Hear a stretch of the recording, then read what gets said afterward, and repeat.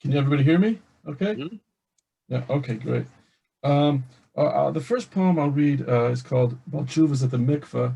Balchuva is a Hebrew term for like a penitent, somebody who didn't grow up in the Jewish religious traditional framework, or maybe they did and then they left that framework and returned like later on in their life to kind of a Jewish traditional lifestyle. So that's a Balchuva, and a mikveh is a ritual bath.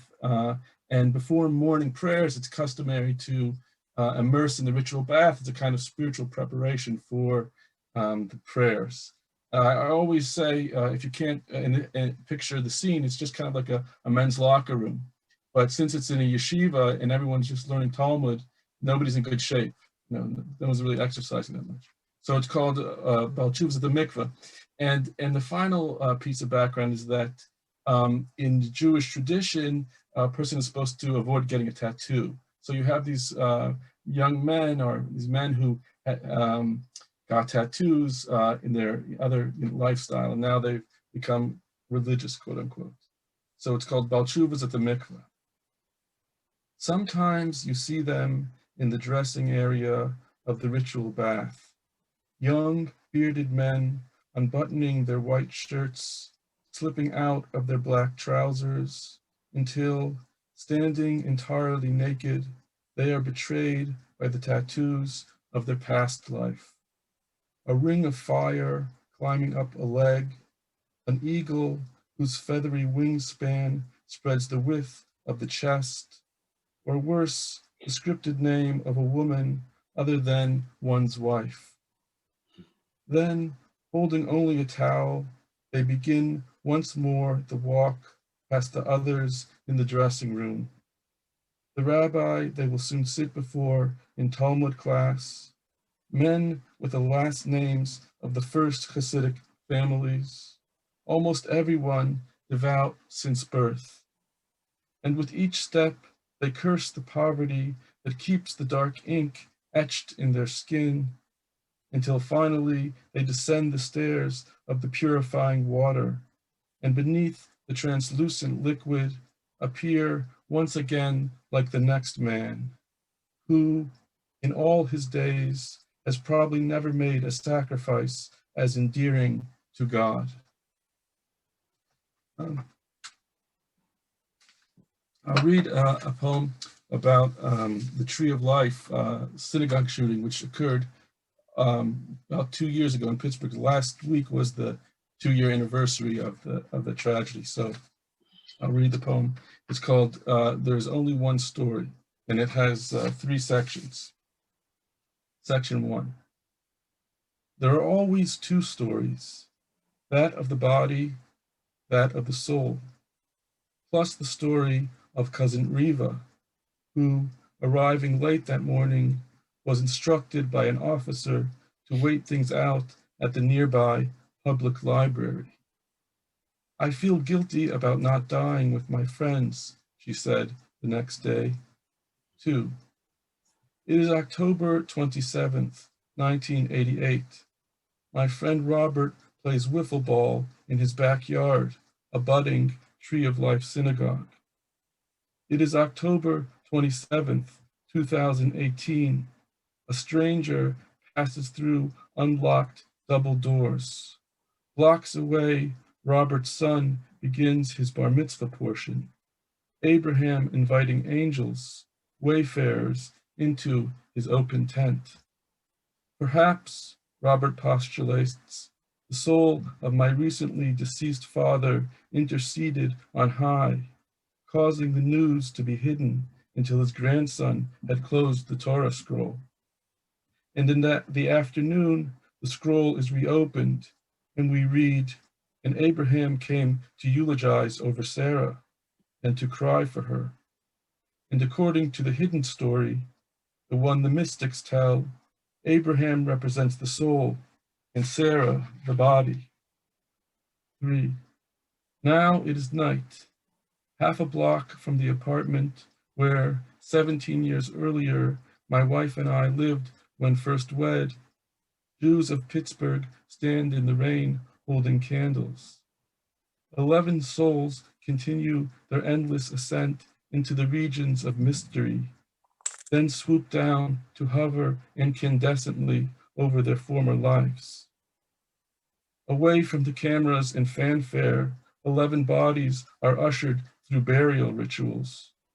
Pottery shards placed over 22 eyes, 11 mouths. Water poured to purify physical forms that had until recently housed souls whose last act on earth was to whisper a prayer. There is only one story: Jews serving God to the best of their ability with whatever Torah they know, whatever strength they could muster, and then some. There is only one story, says the Zohar. The souls of the Jewish people throughout Jewish history form one larger body. The body bears more wounds than we want to recall. It limps forward. No one can explain how it has not faltered. Okay, I'll read just a couple poems from my most recent book. It's called Two Worlds Exist. This is a poem about my math teacher when I was in 10th grade. It's called One of the Few Jews. One of the few Jews on the R&B scene, he played keyboard for the Marcells of 1961 Blue Moon fame until a voice called him back to the God of his forefathers in the middle of a nightclub solo. Drifting from job to job, he taught algebra in the Jewish day school, tapping his black loafers beneath the teacher's desk. And on the Sabbath, he sat in the front of the synagogue, praying the silent prayer longer than the other men, asking forgiveness for his former life on the road. And because he was a kind-hearted man who pitied the slower students, his voice would rise, obvious to whom? When the others complained he had reviewed the equation one too many times. And before holidays, when only a few students would attend, he'd pull out a red book he kept in his desk and read to us the story from the Talmud of the highway robber who transformed his life and married a great sage's sister. Once, as he turned his back to leave the school building and walk home, I slipped the peel of a banana he had just given me into the opening of his worn leather briefcase. And because I was in 10th grade and he was my teacher, the universe of the small rented attic, where he opened his bag to see how his kindness had been repaid, did not exist for me. Its absence reinforced the next day when he said nothing in class. After I graduated, I heard that he had married one of two blind twins from his hometown, who also played the piano. Then, suddenly, he disappeared without a word. No one in the community ever heard from him again. Oh, Mr. Males, can it be that a soul descends into a body, asked to fulfill a mission it cannot complete? This world is cruelest to the best people. Please come back, Mr. Males. Your wife is silently waiting before the piano in the foyer. Your seat is empty in the front of the shul, and you were the only one in the whole synagogue who knew how to pray. Okay, one last one. This is called You Stood Beneath a Streetlight Waving Goodbye. I see my wife didn't log on. So she doesn't like when I read it in front of her, but she didn't log on, so you can read it. Okay. You stood beneath a streetlight waving goodbye. You stood beneath a streetlight waving goodbye the night we dropped you off in the city for our daughter's appointment with one of the country's top surgeons. And as we drove away, the other children and I waved back at you until, because of the angle in the distance, your forms disappeared in the light. And I remembered how in college I would turn back each evening as I stepped out of your apartment building. You would poke your young, beautiful face out the second-story window, your arm cutting the cool night air as you waved goodbye. and I would walk backwards over the frosted grass until I reached halfway beyond the next building, where each time from that distance I watched the street lamp's light suddenly consume your dark arm and face. The mystics say creation begins as a luminescent point, a flash of wisdom containing all that will be, but in an abstract potential form.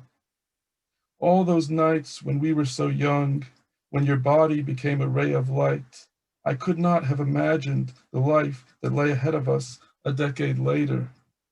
Two boys and two girls, one who cannot hear, all of us in a small apartment, each with needs as enormous as mansions. Sometimes I'm afraid you will wave goodbye and turn away from our life together. That a man who can make things easier has been waiting ever since the mystic's luminescent flash, growing ever more real and hungry for you, until one day he will materialize as you load groceries into the van. I would like to go back to the young woman waving at the window to the man walking backwards. I would like to show her this life, to say she is free to go, and to ask her if she will still take me.